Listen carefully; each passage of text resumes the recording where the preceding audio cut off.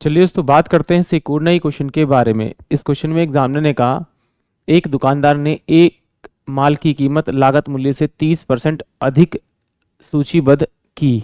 वह स्टॉक का आधा हिस्सा सूचीबद्ध मूल्य पर यानी कि एमआर प्राइस पर और एक चौथाई हिस्सा 15% की छूट पर और शेष 30% की छूट पर बेचता है।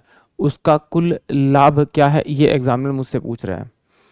तो देखिए इस क्वेश्चन को सॉल्व करने के लिए आप 100 मानेंगे, 100 का 30% निकालेंगे, उसमें 30% जोड़ेंगे तो यानी कि 130 उसका मार्क प्राइस होगा।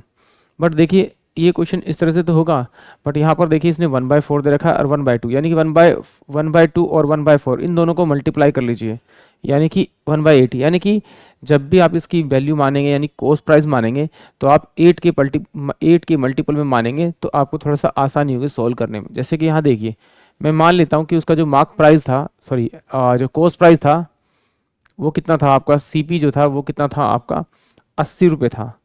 तो उसने क्या किया, उस पर कितना अधिक वैल्यू रखा, 30% अधिक। यानी कि 80 का अगर मैं 30% निकाल के इसमें जोड़ूंगा या फिर मैं इसका डायरेक्ट 130 निकालूंगा तो मेरे पास में टोटल मार्क प्राइस हो जाएगा। यानी कितना हो जाएगा ये आपका मार्क प्राइस 8 इंटू में आपका 13। ये मेरे पास में क्या आ गया, इसका आपका मार्क प्राइस आ गया यानी एम पी आ गया। ये मेरे पास सीपी है और ये मेरे पास में कितना है आपका एम पी यानी मार्क प्राइस है। अब एग्जामिनर कह रहा है कि इसका आधा हिस्सा यानी कि इसका आधा हिस्सा यानी 8 का आधा 4 और 4 को 3 से मल्टीप्लाई करूंगा तो कितना हो जाएगा 52 रुपीज़। आधा हिस्सा इसने 52 रुपीज़ में सेल कर दिया, बेच दिया। फिर कह रहा है आधे का सॉरी फिर कह रहा है कि जो टोटल का 1/4 पार्ट, 1/4 यानी इसको मल्टीप्लाई करूँ 1/4 से तो ये कितना आ जाएगा मेरे पास में आपका 13 चौके 13 दूनी 26 यानी कि 26 इसका पार्ट आ जाएगा रिमाइनिंग। यानी 1/4 निकालूंगा तो कितना का 26 आएगा।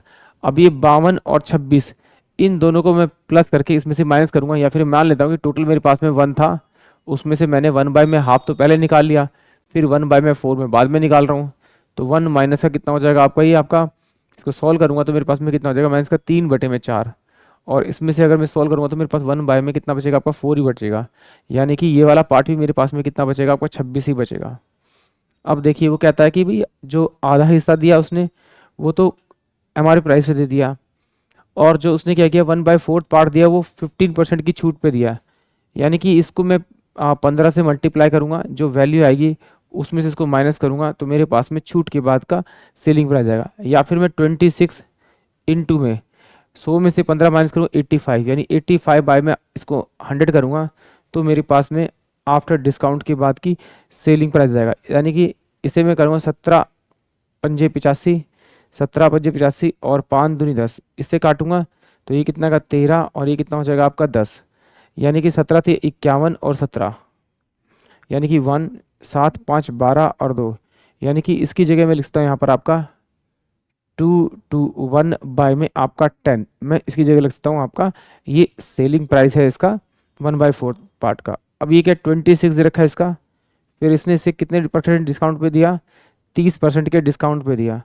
अगर 100 में से 30 माइनस करूंगा तो कितना आएगा मेरे पास 70, और 70 को मैं लिख सकता हूँ क्योंकि 70/100 होगा तो 10 से 10 जीरो से जीरो कट जाएगा तो यानी कि 7 में से 10 लिख सकता हूँ। तो इसको मल्टीप्लाई करूंगा 6 सत्ते 42, 2 4 7 दूनी 14, 14 4 18 यानी कि 182 बाय में कितना आ जाएगा आपका 10। यानी कि इसको मिटाऊंगा तो मेरे पास में 182 बाय में आपका क्या आ जाएगा आपका 10 आ जाएगा। यानी कि ये मेरे पास में क्या है आपका, ये मेरे पास में टोटल क्या आ गया सेलिंग प्राइस आएगा। अब मैं अगर इसका एलसीएम लूँगा तो एलसीएम में अगर मैं इसको यहाँ से इसके यहाँ 0 लगा दूँ और नीचे 10 लगा दूँ तो ये मेरे पास में सारी क्या वैल्यू आपकी क्या हो जाएगी, सेम फ्रैक्शन में हो जाएगी। यानी कि सबका डिनोमिनेटर हर बराबर हो जाएगा। तो इनको जोड़ देते हैं। अब जोड़ेंगे तो ये मेरे पास में 2 और एक 3 यानी कि यहाँ पे आ जाएगा 3, ये 8 और 2 10 और 10 2 12, 12 यानी कि आ जाएगा आपका 2 2 4, 4 और कितना हो 4 और 5 कितना हो जाएगा आपका 9, 9/10। तो ये क्या आ गया इसका एसपी यानी विक्रय मूल्य आ गया। कॉस्ट प्राइस कितना लिया था मैंने इसका आपका 800 रुपये, सॉरी 80 रुपये, ये सीपी था। इसको मल्टीप्लाई करूंगा तो 800 रुपये मेरे पास में क्या हो जाएगा आपका सीपी हो जाएगा कि मैं इस वाली वैल्यू को डायरेक्ट यहाँ मल्टीप्लाई करूँ तो, और बेचा को कितने में से 923 रुपये में। दोनों का डिफरेंस करूंगा यानी एसपी मेरे पास में दोनों का डिफरेंस करूंगा तो 123 बाय में 800 आएगा। इसको 100 से मल्टीप्लाई करूँगा तो मेरे पास में परसेंटेज आएगा। तो 8 एकम 8, 8 4 12, 8 पंजे 40, यानी कि 3/8% का उसे क्या होगा, आपका प्रॉफिट होगा। यानी कि ऑप्शन जो मेरे पास में आपका सी होगा वो इस क्वेश्चन के लिए करेक्ट होगा। एक बार फिर देखते हैं इसको। एक्चुअली क्या, अगर इसे 100 मान करेंगे तो भी कोई फ़र्क नहीं पड़ेगा। मैंने इसे 8 के मल्टीपल में ले लिया ताकि मेरे को यहाँ पे पॉइंट में ना वैल्यू आए। मैंने माना कि भाई जो उसका कॉस्ट प्राइस था वो 80 रुपये था। अगर कॉस्ट प्राइस 80 था तो 80 का मैंने 30% निकाला और उसमें जोड़ा तो मेरे पास में ये क्या आ गया, एम आर प्राइस आ गया। बट यहाँ मैंने क्या किया, 80 इंटू में 130 कर दिया, तो 2 0 0 कट गया, तो 8 इंटू में 30 का मार्क प्राइस आ गया। अब कह रहा है कि इसका आधा हिस्सा उसने मार्क प्राइस पे बेच दिया, तो इसका आधा हिस्सा करूंगा तो मेरे पास कितना आया था, 52 रुपये। 52 रुपये। फिर कह रहा है इसका 1/4 पार्ट जो है उसने क्या किया, आपका 15% के डिस्काउंट में बेचा। तो इसका 1/4 किया तो 13 दूनी 26 रुपये आया। 26 रुपये का मैंने क्या निकाला, आपका आपका 85 में 100 निकाला, तो मेरे पास जो वैल्यू सॉल्व करके आई मेरे पास में कितना ही 221/10 आ गई प्लस का। अगर ये 1/4 पार्ट था तो ये भी मेरे पास 1/4 पार्ट बचेगा, यानी कि ये भी 26 बचेगा, क्योंकि यहाँ पे मैंने सोल्व किया, 1 में से 1/2 माइनस किया, 1/4 माइनस किया, तो टोटल में से ये वैल्यू बची थर्ड वाले के लिए। इसने कितने परसेंट के डिस्काउंट पे दिया आपका, इसने 30% के डिस्काउंट पे दिया। अगर इसका 30% निकाल के इसमें से माइनस करूंगा तो ये 182/10 आएगा। इन सबको मैंने एडिशन किया, एडिशन करने के बाद वैल्यू जो मेरे पाई 923/10, ये क्या है मेरे पास में, सेलिंग प्राइस। कोस्ट प्राइस मेरे पास 800 था, 800 की वैल्यू 923 में बेच दी, तो कितने का उसे प्रॉफिट हुआ, 15 सही 3/5 का। आई होप आप सभी क्वेश्चन समझ में आया होगा।